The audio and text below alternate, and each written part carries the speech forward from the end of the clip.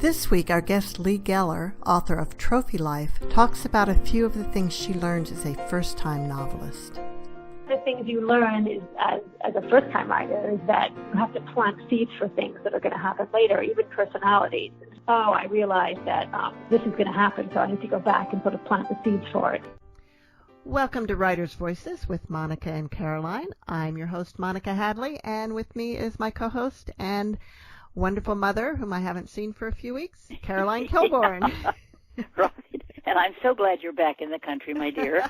I know. You know, on this trip, I met a lovely couple from Lebanon. I learned a lot about what's going on in that part of the world, and they really would love for me to come visit them in Beirut, but I said, I don't think my mom will let me go. You were absolutely right. And here I am, many decades old, old enough to be a grandmother, and but I still have to listen to my mother once in a while. So, okay. Mom, tell us who we have today on Writer's Voices. Well, we have a fantastic book today. I mean, talk about a page turner. This is absolutely one. And the name of the novel is Trophy Life by Lea Geller. And Lea is I love this, a recovering lawyer who lives in New York with her husband and children. She began her writing career by blogging about her adventures in the trenches of parenting and got the idea for Trophy Life when her two sons were in middle school. And I can really identify with this character in the book because I taught middle school, and so I know exactly some of the things. And it was, but I really, you know, I started to read this book again. Okay, I finished it about a week ago, and then this morning I said, I'm going to start again. So I started to read it again, and you know, I could read the whole thing. I mean, it's one of those books that you just, it's just great. Welcome to Writer's Voices, Lea. I'm so glad to be here. So is this your first published novel? It is my first novel. I had been blogging about raising children in the years that I was lawyering from home, and I got a message one day from a woman who had read my blog and asked me if I'd ever thought about writing a novel because a friend of hers was teaching a workshop at a university near me. So I showed up and wrote this book. Okay, you made it sound awfully easy. There you there. go. So easy. I mean, that was it, right? In 3 days. Several years later, I wrote this book. Okay. So what made you start blogging? I was living in Seattle at the time. I had lived there for a few years, and I have 5 kids, and they were all little, and I was home with them. And when they were in school, I was from part-time lawyering, and I was just slowly losing my mind with some of their antics, especially my 2 oldest boys. And some of the stories that I would tell people, I mean, just about some of the shenanigans they got up to, many of which made their way into this book, by the way, the garlic in the pillow sheets. The garlic in the pillowcases is directly out of a prank that they pulled in my house. And so everyone would say to me, you should write these down. So I started to write them down. And it turns out that maybe I was living a more extreme life than most people, but everybody seemed to identify with just what it's like to raise children and raise boys today. Mom, did we do anything quite so naughty?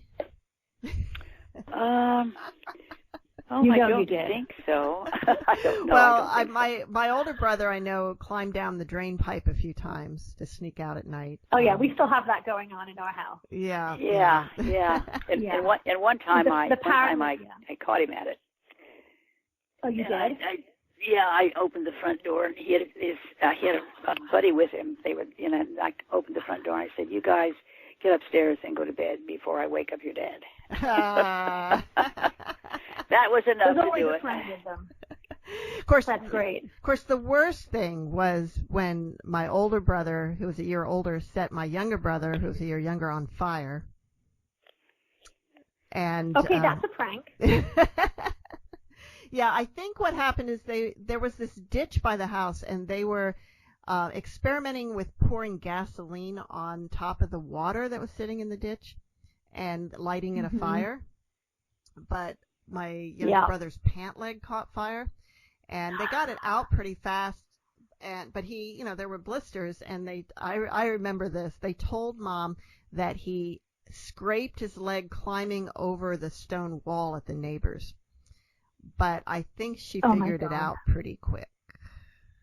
Do you remember that one, Mom? Oh my God, that's insane. Oh gosh, I don't know if I remember that or not. I probably forgot it because I wanted to forget it. Yeah, really. So.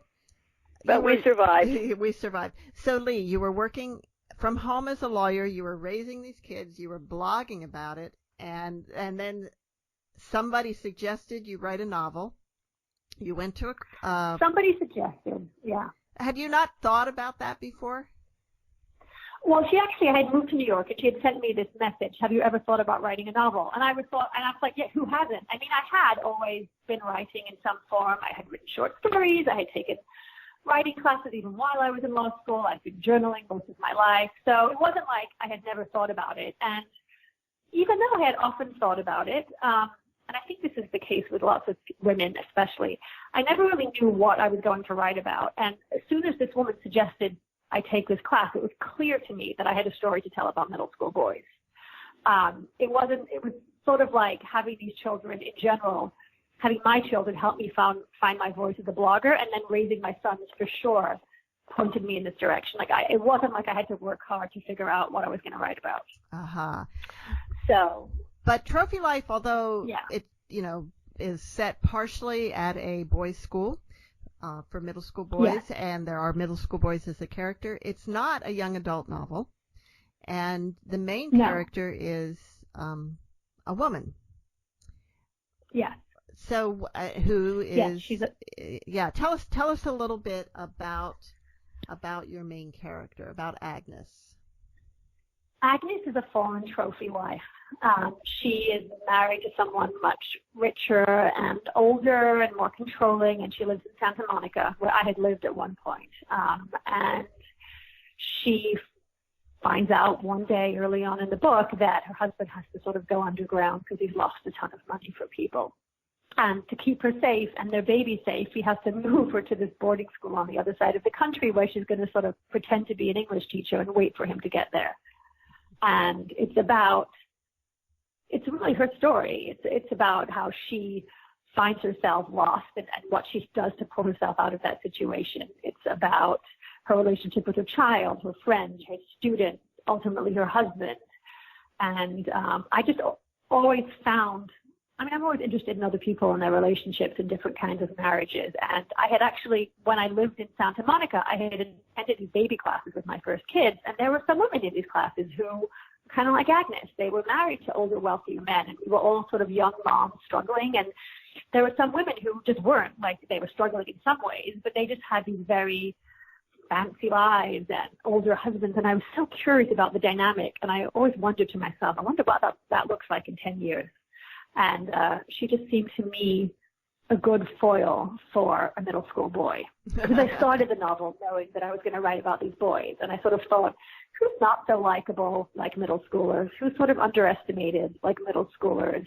And for some reason, sort of a trophy wife came to mind. And so you don't have personal experience of being a trophy wife. Sadly, I do not. I am very much not a trophy wife. Well, my mother, I remember, Mom, you saying at some point in my life that women who marry for money end up earning it. Yes. Yep. That's it. Yeah. I wish I would have known that while I was writing the book. I never married for money, obviously, but I had read that, and it's probably true. Yeah. Yeah, it is. Yeah, and there's easier ways to earn money. Far easier. Yes. Yeah, and less soul destroying, probably. Yes. So how did you research what it would be, what a trophy wife's life would be like? Do you just watch like Beverly Housewives or? Yeah, I actually haven't. And I know that I should. I had lived in LA. I've lived all over the country. I'm also an eavesdropper.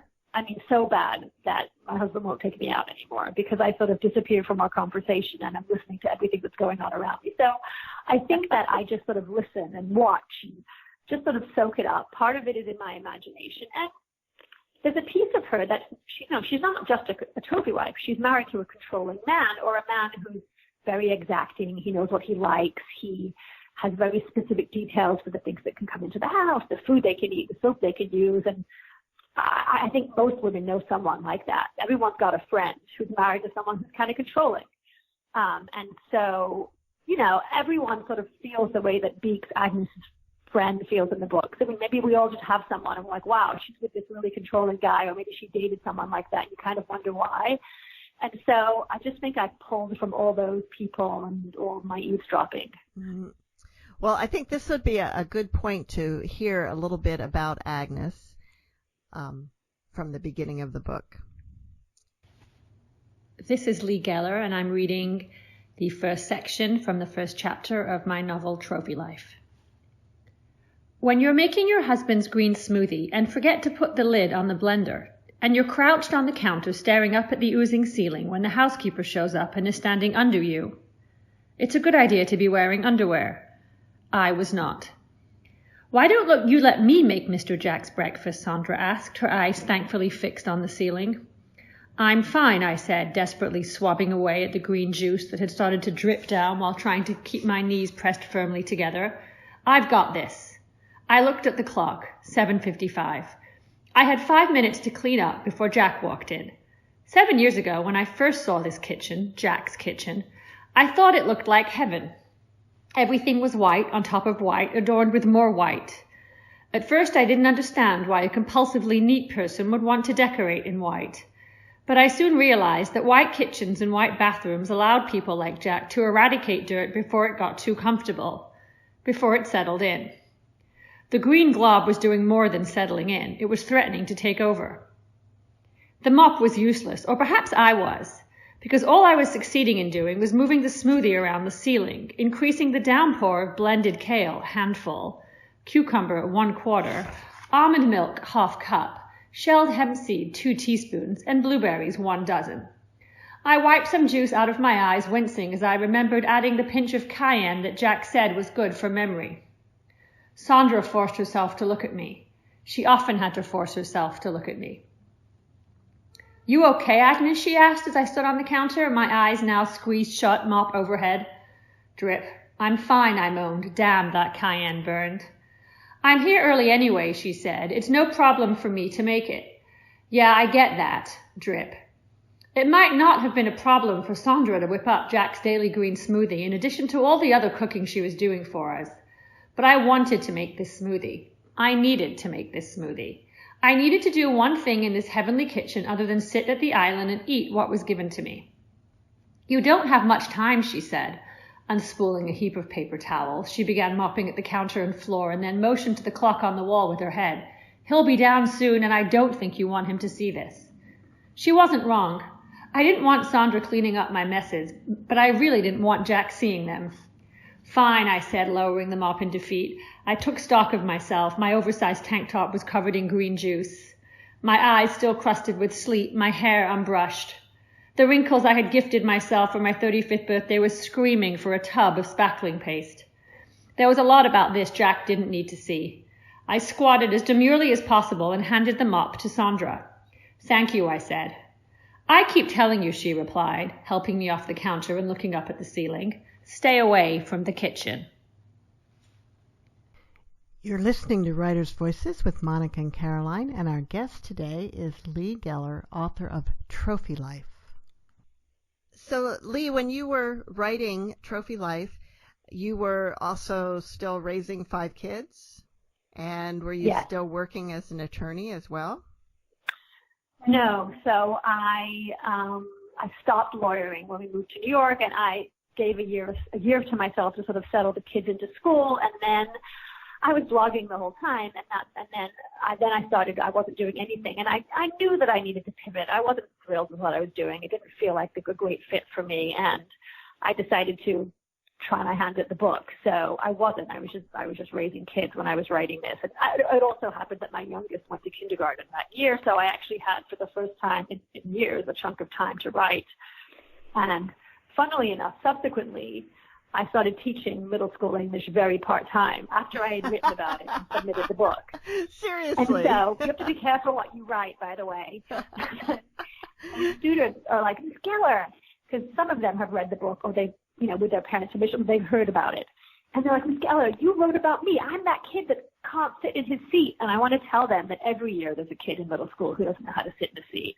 That I had finished this book years before I met, my current students, and the same kids keep coming back every year in some form. There's always those boys are a mess every year. So are you still teaching? How that worked out.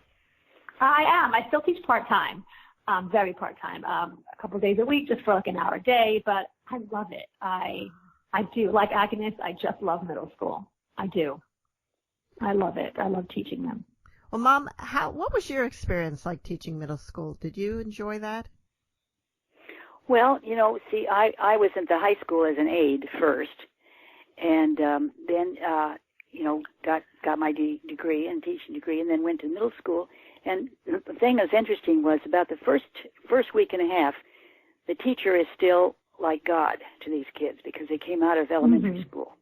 Because this was 7th grade I was teaching, 7th and 9th. And the 7th graders were still, but that quickly changed.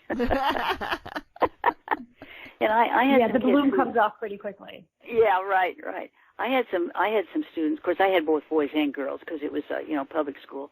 But I had some kids who were really having a hard time and at home, I think, and they acted out at school. And I was really kind of glad to get to the high school, to say the truth. But I taught the junior high 2 years, I think, 3 years, yeah. So it was interesting. And and of course, Mom, you started teaching as an older teacher, not, you weren't 22 coming direct out of college. Right. This was after you had raised kids of your own. Right, so, yeah. Right. Yeah, and then when I went to high school, I encountered some of those children again, of course, as high school students, and that was interesting to see how they had, matured. Some of them had matured, but it was, it was a good experience. Eventually, they all mature. Yeah. Eventually. Well, I don't know. I know some men who really haven't much. Okay. That's true as well. Yeah. The thing was, I had a very small room, and it had been a storage closet one time, believe it or not. And it was there was one window which looked over a black tarred roof, and the door was on the other side of the room in the opposite corner. So it was very hot, and some summers in falls in Iowa can be very hot, and so it was kind of bad from that standpoint. But we persevered, and like I said, it was an experience. You're listening to Writers' Voices with Monica and Caroline, and our guest today is Lea Geller, author of Trophy Life. Now, Lea, your blog is called "This is the Corner We Pee In." There's got to be a story behind that. Do you need to know? Yes. So we had just I think put new carpet down in our basement, and we had done a little self remodel. And I remember my sons, who were, I think they were 3 and 5 or 4 and 6, and I said to them, "I'm looking to hang up this poster. Have you seen it?" Because we just painted and carpeted it, and they said, "Oh yeah, you could find. We know where it is." And I said, "Well, where is it?" They said, "Well, it's in the corner we pee in." And I said, "Well, we know the corner you pee in." They said, "Well, we're watching TV and we don't want to get up to go to the bathroom. We just pee in the corner." And I said, "First of all, there's a bathroom right here. You can see the TV from the toilet in the next room." And I said, "Where is this corner?" And they said, "Oh, they showed me. It was a corner behind the TV on top of all the cable wires." Oh my God! They were literally getting up and peeing behind the television on the carpet and new carpet and wires. I mean, they could have electrocuted themselves that poorly. I mean, think about it. So I just felt like that was very emblematic of the things that were happening to me at the time. And it's not, it's an easy title to remember. That is true. That is true. Now, you say you have 5 children. How many of them are boys? Yes. The first 2 were boys, and then I tried every trick in the book, and I got some girls. Ah. Yeah. So 2 boys, 3 girls? 2 boys, 3 girls. Wow. Yes. Now, part of, Agnes has a child, a baby, and yes. At the beginning of the book, she doesn't really have all that much to do with this baby because she'd had a baby nurse, she had a housekeeper, she had a nanny, and then suddenly the money's gone and she's on her own with the baby. Yeah. How did she make that adaptation?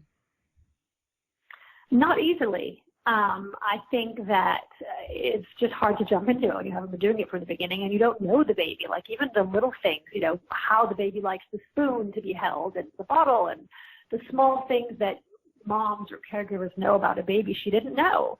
And also that feeling that, a lot of moms have is that, any second you have where that baby is put down is like a second to get an errand done or to take a breath or to, do something around the house or just put your feet up. But she was used to just handing off this baby whenever she needed to go out, and suddenly she's got this life dictated by the baby's schedule. That's not easy.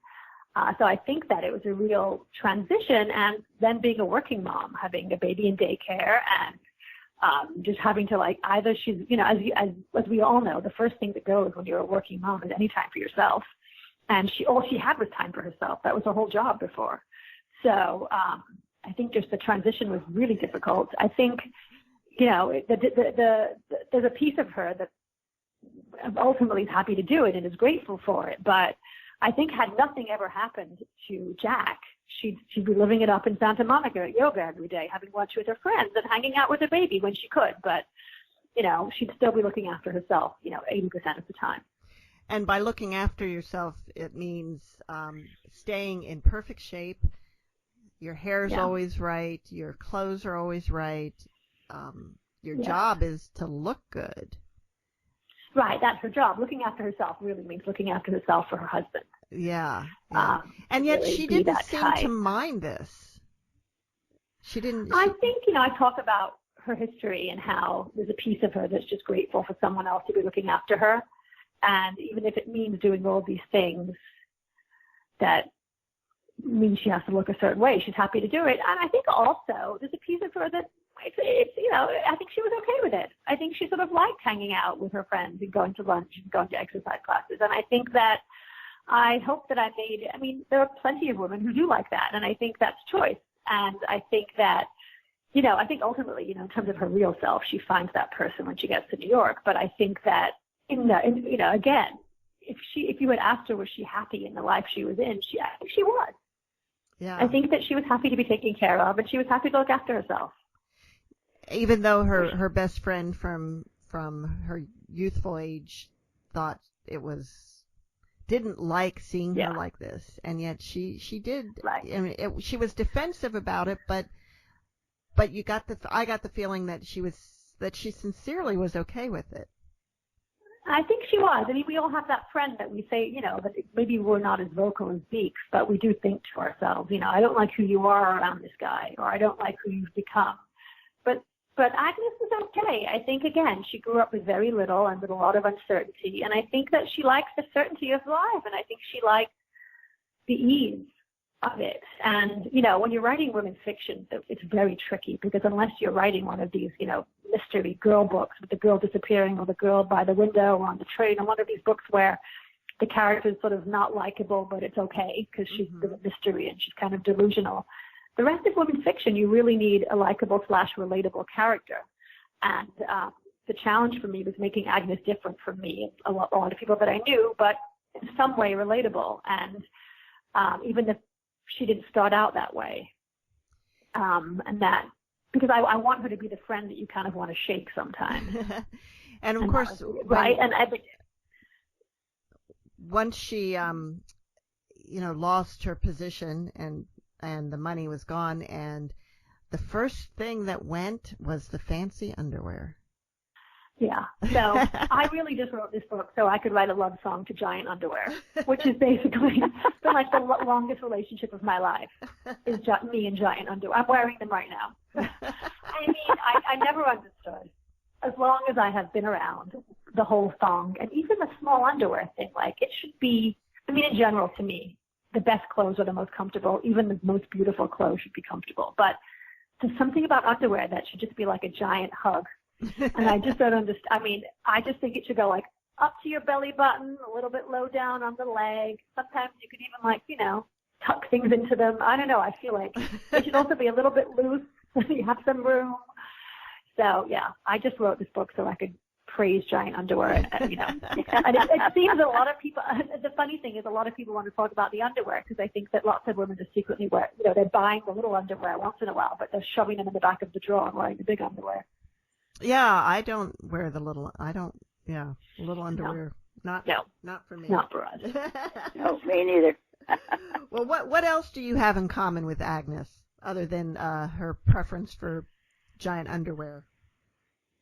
It's funny, one of my daughter, my eldest daughter, who's almost 13, she read the book and she goes, "Oh, Agnes is just like you," which was a surprise to me. And she said, because you're also a hot mess.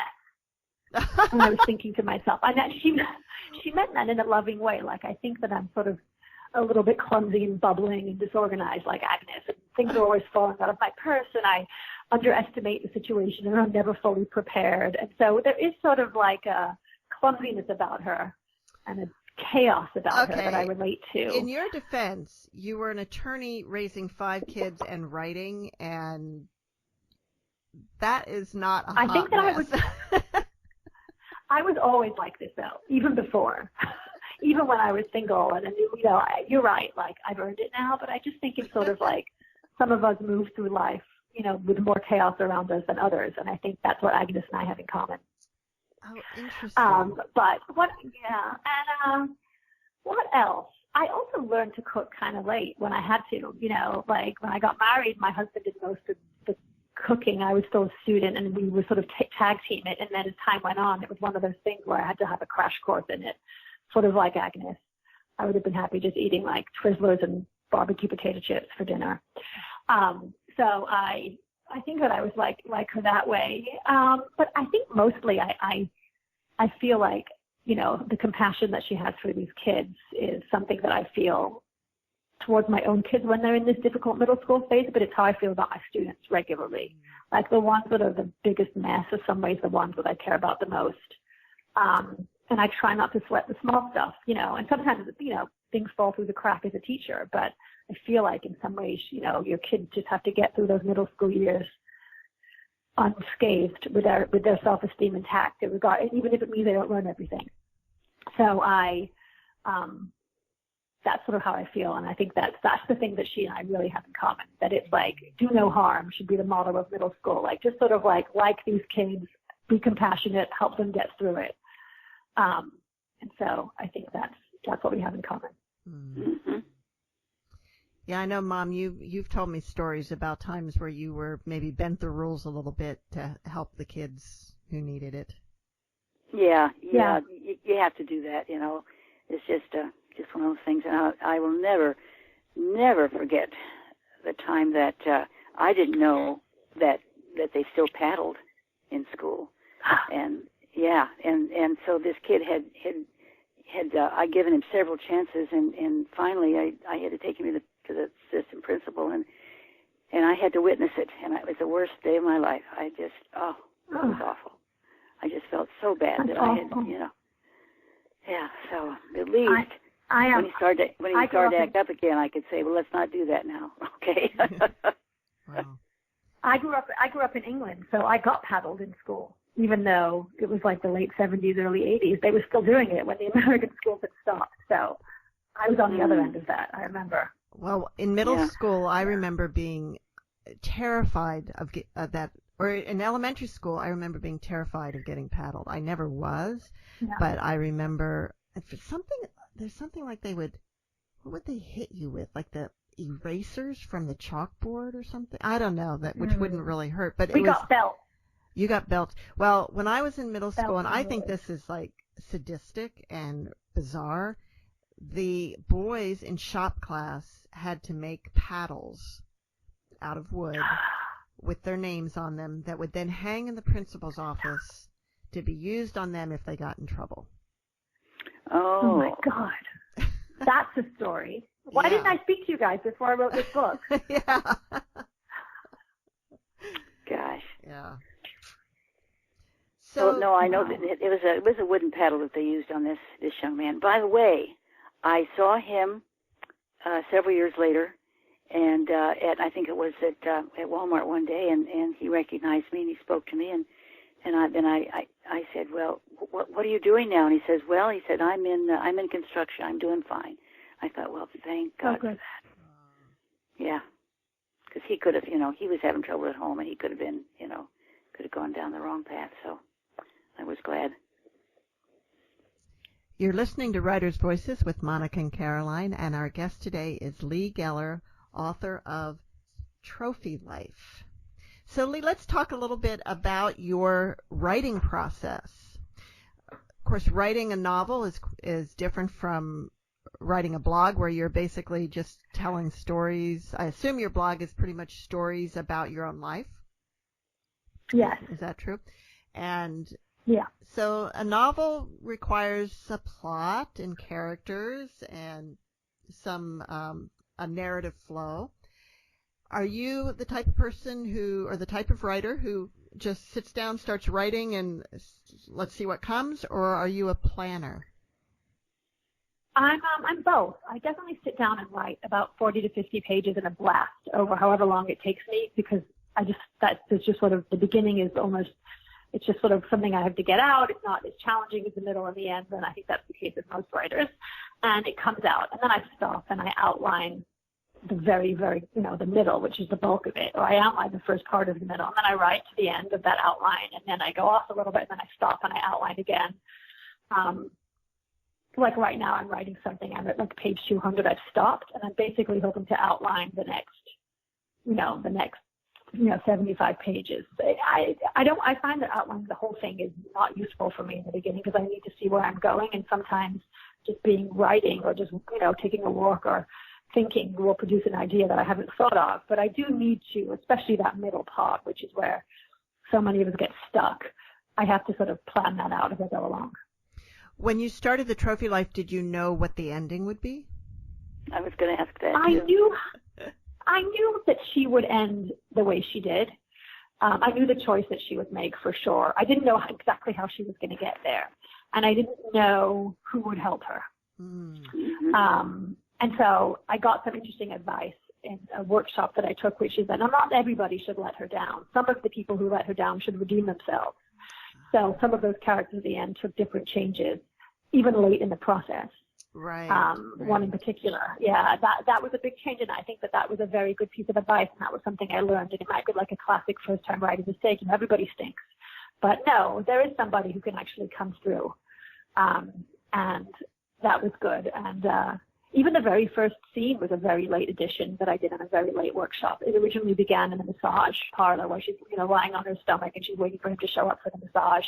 And I got advice that it's good to begin where her life was good, where she thought that everything, on a day where she thinks that everything is fine. Show her in her life, with her house, with her staff, and start funny if you can, if that's the kind of book you're going to write. So I added that beginning smoothie scene was also new. Oh, interesting, because you also hear the advice that you start, you have to start with something dramatic to capture the audience's attention. Right. So start in the middle of things. Well, the smoothie going all over the ceiling was dramatic. But that's true. But you're right. I think also because it's a humorous book, I don't want people to read this thinking it's going to be one of those mystery where has she gone books, because it isn't that. I mean, there's a mystery in there, but it's really a different kind of book. And so I think it was important to sort of set the tone early on for the kind of book that it was. That's true. But even so, I kept thinking it was going to get worse than it actually did. That the mystery was more darker, that the secret was darker than it was. Right. And I definitely toyed with some darker ideas about where he could be, but I just feel like, money troubles his kind of money troubles are bigger than most people's money troubles, but they're sort of, not everywhere, but people's fortunes rise and fall. And there was something dramatic in that. But yes, I know what you're saying. Yeah. He could have been a whole other wife and life somewhere. Yeah. Or, or he was, things had gotten worse than they actually were. We can go on. Yeah, we can go on, but I don't want to give any spoilers, and I don't want to say, well, it could have been this, because then someone reading it would know that it wasn't that, and I want them to think maybe it could be that. So, and it was totally. It wasn't just an innocent, I made a bad investment kind of thing. No. There's more to it. Yeah, Jack was a bad guy, and he was. I mean, she still loved him, and she's always loved him, and he had good qualities too, but very, I would say, narcissistic. 100%. Yeah, that's exactly who he is. Yeah. Well, I like the character of the gentleman who was the principal, and what happened to him, and and the way that she found courage that she didn't ever know she had, and that was great. That really was. I like that. I like that ending for her too. So we're talking about that you would write a bunch, and then you would kind of plan out or outline the next section, and then write some more, and then so go step by step. Were there things that, you would get to a certain point and then like, I need to go back and put in some, change direction a little bit? Did you do a lot of rewriting? Did I change? Well, for one of the characters, I changed the direction. Not so much that. At least once a week, once every 2 weeks, I start again from the beginning and read. So I'm always editing while I'm writing. There were 50 or 60 drafts of this. And one of the things you learn is, as a first-time writer, is that you have to plant seeds for things that are going to happen later, even personalities. So I did have to, I realized that, this is going to happen, so I need to go back and sort of plant the seeds for it. So there's definitely some of that. And just keeping also secondary characters present throughout the book. You can't just pop up 2/3 of the way through. So little things like that, keeping Beaks in the scene, keeping her baby in the scene, that sort of things that I learned the first time around. That makes a lot of sense. So are you now working on book 2, or are you even further beyond that? Well, it's not a sequel, but I am at work on a next book, and about hopefully more than 2/3 of the way done with this book. It's not. I thought about a sequel only because I was sad to leave those kids. I know. It's an entirely different story. Do you think you would ever come back and to this middle school? I think maybe I might. Yeah, I mean, I feel like her adventures in middle school are not over.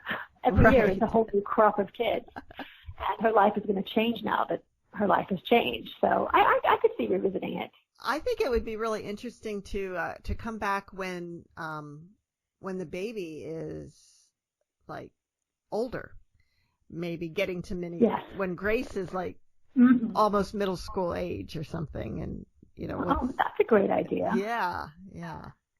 Yeah, her mom would have had a lot of experiences by then. Yeah, totally. I like that idea. I hadn't thought about that one yet. Yeah. And she's a girl, so the experience would be different than with those boys. But yeah, that's actually a great idea. Well, I hope to see that someday. Yeah, me too. So you were writing the book. Did you have? And you mentioned that you went to a few workshops during the writing process. And did you also? Yeah, I spent about a year in and out. Okay. Did you also have a writer's group or some people who were reading as you wrote and giving you feedback? The people in my workshop would occasionally read pages. I also had 2 or maybe 4. I found 4 people to be my readers, and they read several drafts of the book, and who were not in my workshop, just friends, and they were helpful. And then actually somebody who started out as a teacher but is now really a friend, she and I to this day, we meet once a week and write at the same time and ask each other questions and read each other's work. So I did all of those things. Writing can be very solitary, so this is a good way to sort of get out of your own head. It's good to pull me out of that. Yeah. Do you have a certain time of day that you like to write? Well, sometimes I get up like at 5 or 4, for no reason. So I'll try and write for a little bit before the kids wake up. But mostly it's I get them off to school and then I write until they come home or until I have to teach. But yes, it's during, while the kids are in school is when I get most of it done. Once in a while I'll sneak out over the weekend for a couple of hours if I really need it. But generally it's during the week. And some people like to write in a public place like a cafe or something like that, even though they're very, they're alone, but they're around other people. Others want to be in a cave somewhere. Do you have a preference? I wrote Trophy Life at home mostly, but with this book that I'm working on now, I'm finding it too distracting, and I actually need to be out with the noise of the ambient noise. And so, yeah, I'm definitely writing in other places more now. And what are your favorite ways to procrastinate from writing? Check my garden, my vegetables, see how they're doing, talk to the cat, buy something that I don't need online, stand in front of the fridge and stare into it. Check your email. Check my email, of course. Yeah. Yes. Twitter's social media one chat. That gets me. A nightmare Twitter right now. So I take it off my phone, then I put it on my phone, then I take it off again. I have no self-discipline. It's a disaster. Yeah. What is your family? How have they? I'm assuming some of your kids are old enough to actually read this. How are they? 3 of them read it. Yeah, how'd they react to it? I mean, you did It's mention that one of them said that that Agnes was you, but other than that, right. Well, my oldest son is not unlike one of the characters in the book, and he and his friends really were a huge inspiration for these boys in the book. He's like, you got the color of my eyes wrong in the book. They're blue, not green. And I think they're actually very proud in their not so secret way, and they much prefer this than me writing about them directly on the blog. Like, that's for sure. And even as the blog continued, I started to write more and more about me and less about them. And it was clear that it really wasn't my place to be telling all of their stories, even if I was cleaning up the pee. So yeah, they're okay with it. They prefer fiction. Oh, really? Okay, that makes sense. Yeah. That makes sense. And how about your husband? Safer. He loved it. Oh my, he's great. Yeah, it's great. He's also known this is something that I've really wanted in many ways for a long time. So he's a big fan, and he's just been great. He's been really great. Is there anything? And he's very relieved that No, he's like nobody would write a book about him. I love him, but he's like the nicest human on the planet, and everyone. He really is. And for better or for worse, like no one. There's just not. He's just so kind and considerate, and generous, and all these things. And like. That's not interesting. So there's nowhere. A little bit in my next one. None of him and Jack. So Nothing. Wow.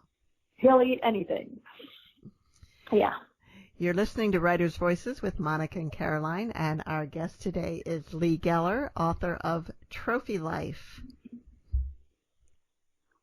Mom, do you have some more questions? I was interested in what if she is going to write a sequel, what that will be like. Does she have any ideas about what that might be? Not really. Like, I think that if I come back to it, it will be after I do at least one or two other things. I sort of feel like I need to let that sit for a while. As much as I want to, I think that I have other projects sort of like bursting out before I do that. Now, the character Agnes, she was a foster child, right? Yes. So, did you know anybody? And do you know anybody like that? I mean, is she formed on anybody that you knew, or? The kind of law that I did, I often represented kids who'd spent a lot of time in foster care. So I actually wanted to make a point that not all foster care is, the big bad wolf. That you can have perfectly fine foster care, and even if you don't love being in foster care, who look after you and take care of you. she didn't have a bad experience. It just wasn't her family. But I did have some experience with that. Mm. So now let's talk about getting published. At what point did you find an agent and or a publisher? So the funniest thing is, through a friend, I actually submitted it to Amazon Publishing, to Lake Union, before I signed with an agent, at the same time that I was looking to sign with an agent. And they made me an offer before I had signed with one. So I actually was completely unagented for this book. And it was pretty soon after I finished. I did a year of writing and then a year of revisions, basically. And I got an agent right then. I sold the book right then. So for my next book, I actually sent 100 pages out to some agents and signed that way. But with Trophy Life, I did not have an agent. So tell us how Lake Union Publishing works. It works pretty much like most other publishings, although they like to involve the author more in the process. So I was very involved in cover art and things like that. The big difference is that they primarily sell it on Amazon and in bookstores that are willing to carry Amazon Publishing books, but mostly it's online. I mean, books and digital books, these are actually hardcover, but the vast majority of the books that are sold through Amazon Publishing are sold through the Amazon website.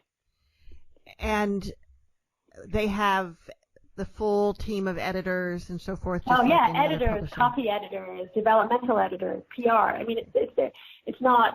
Once I sold it to them, they took over. And they sent me things to edit. But do they pay in advance and royalty like traditional publishers? Yeah. Yep. Yeah. Same thing. Yeah. And how many books do they publish, and what types of books do they publish? I don't know how many books they publish. They have a whole bunch of imprints. The Lake Union imprint, which I publish with, is like women's fiction or book club fiction, which they call. But there are others. There's like a romance one, or maybe there's a more literary fiction imprint. But I think Lake Union might be the biggest of the imprints, but I'm not sure about that. How long have they been doing, like Lake Union? How long has it been around? I have no idea. I would imagine 10 years or so, but I really don't know. Okay. Obviously, it's relatively new. It's relatively new, but I don't know. Yeah. The publishing world is changing, but it seems like there's more and more options these days. Yes. And not just self-publishing, totally. Which, of course, is there are more ways to get your book published. Yeah. So you say this is their women's fiction / book club imprint. Yes. Have you had some experience with Trophy Life being read by book clubs? I'm definitely starting to get some calls and emails from book clubs. Yes, and I think I'm going to Skype into some this summer. Oh, cool. So I was just looking online. Amazon Publishing launched in 2009, so you're right on 10 years, and it has 15 imprints, and including Amazon Encore. There's a romance one, Thomas and Mercer. This particular doesn't mention Lake Union, but now I'm assuming that means that the book also published to Kindle, for Kindle. Yes. Yeah. Yes. And do you like reading Kindle books, or do you prefer hard copy? I do both. Obviously, I don't read the Kindle in the bath, but I do. I do like a Kindle. I like it at night sometimes because it's not so heavy, and I like the Paperwhite. But yes, I do. I do like both. Yeah. I still love a book in my hand, but I'm also okay with a Kindle. Well, tell us a little bit about. You mentioned the cover. Tell us a little bit about the cover of Trophy Life. I was going back and forth actually, and my oldest daughter, Frances, is pretty visual. It's like, it has to look kind of funny. You know how like when a kid who's not quite big enough falls into the toilet backwards? It has to look like that with the trophy. And I think she was right. She has to look like she's fallen into this trophy. So that's really how it came about. And it was the concept was her. Artist. The concept was your daughter's idea. Totally. How cool is that? Yeah. Yeah. Wow. Now, I understand that you don't really like to travel very much, Lee. No, I don't. I do love to be away. I do love to see the world. I just don't sleep anywhere other than my own bed. I don't even really sleep in my own bed anymore, but I don't sleep. I mean, if I'm going to sleep well anywhere, it's going to be in my own bed. I also get bus sick, car sick, every sick. And my stomach doesn't react well to any food other than the foods I eat in my own home. I mean, I feel like every year I get worse at it. But so I love to travel. It just doesn't love me back. So where have you gone that, in terms of travel? Have you gone a lot? Have you done a lot of it even though you hate it? I did. I do. I did a lot for sure when I was younger, before we had kids. And then there was a period of time where we didn't really go anywhere we couldn't get to in the car because 7 tickets anywhere was crazy. And now that we've gone away, my husband and I went away alone last summer because the kids happened to all be miraculously taken care of for like 5 days.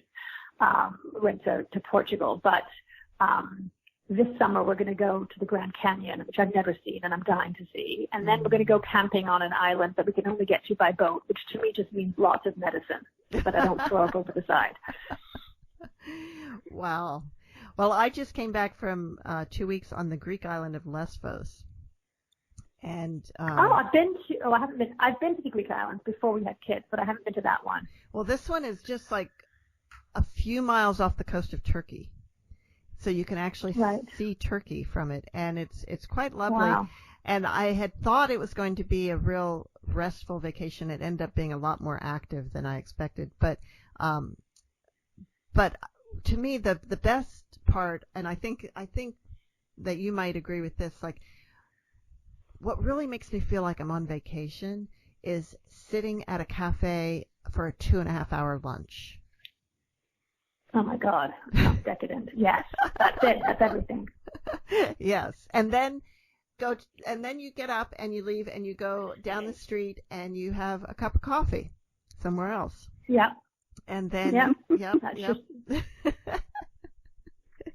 Because it's something like I never do in real life is to like have a 2-hour lunch. Just that doesn't happen, and to just sit and talk and look around and watch the scenery and it doesn't have to be go all the time.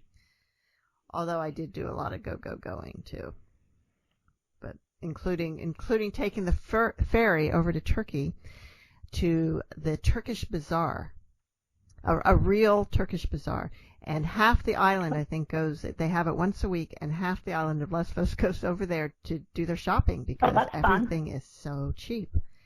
And talk about amazing coffee shops. It was really, really cool. And it's this little fishing village, really, Avalik. It's not a big city at all, but they have this pretty amazing weekly Turkish bazaar. But that was fun. Yeah, it was. And I would have bought more, except then you have to carry it all back. That's the problem. Yeah. So you mentioned you do have an agent for your next book already, is it already sold? Do you have a contract? I know. I actually want to finish it before I share it with anyone yet. But no, it hasn't. But hopefully, I will finish it by the end of the summer. Wow. Well, we look forward to seeing that because, thank you. Like Mom says, Trophy Life was just really fun to read. I actually read it in Greece on Lesbos, sitting by the pool. Oh, yep. A little piece of me was in Greece then. Yep, absolutely. And I kept reading until it was done. That was the one day that I didn't get up and do anything. Oh, thank you. You're welcome. Well, thank you so much for being with us today. My pleasure. Thank you for making the time for me. And Mom, do you have some final words? Yes, I do. I just thought this up. I think this applies to Agnes, the heroine in the book. Sometimes the life we thought was impossible to enjoy turns out to be the life we can cherish and even excel in. Well, that's it, right? That is Perfect. it. Where did you find that quote, Mom? I made it up. Oh, you made it up? Yeah, I just made it up. Why aren't you writing the book? I thought about it. Yeah, you better start now. I'd read it. Yeah, I better start now. My age, I guess. Yeah. Well, thank you, Lee. Thank you, Mom. And, thank you, guys. And see you all next week on Writers' Voices. Bye-bye now. Bye-bye.